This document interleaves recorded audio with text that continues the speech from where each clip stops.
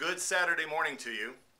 Before we get into our Matthew study this morning, I just want to remind you that on Sunday we don't do the Bible study, so we'll take a break tomorrow and we'll come back to it on Monday. Also, if you happen to be in or near the Mansfield area, I want you to know that again we'll be having a worship service here in the Pierce household at 10 a.m. and you would be most welcome to join us. There'll be directions on the blog for you to find us if you'd like to come.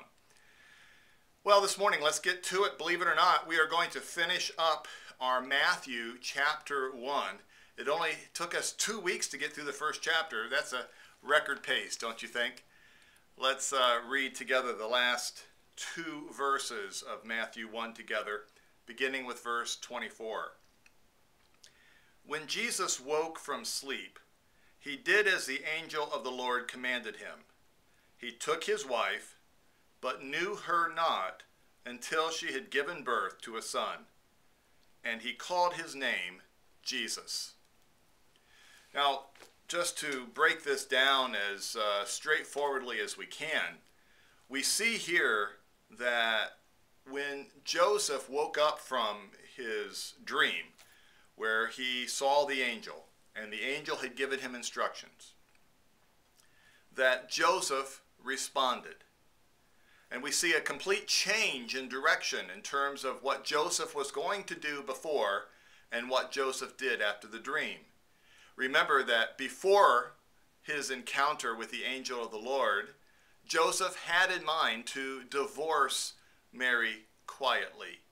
But after this encounter with the angel, we see that Joseph, first of all, says he did as the Lord, as the angel of the Lord commanded him. And there are 3 things that he was to do and that he did do.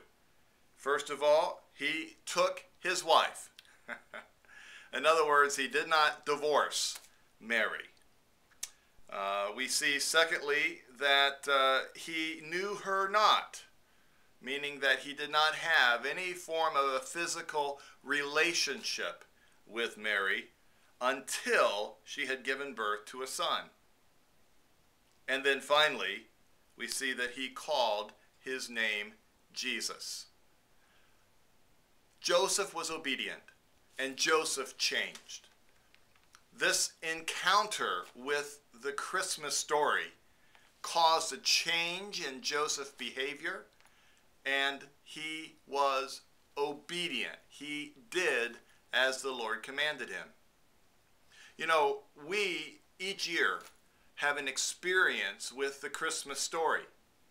Every year we think of the virgin birth, and we think of the whole story of Mary and Joseph and the Christ child in the manger in Bethlehem. And oftentimes we celebrate it. It's an easy thing to celebrate because an infant baby seemingly puts no demands upon us.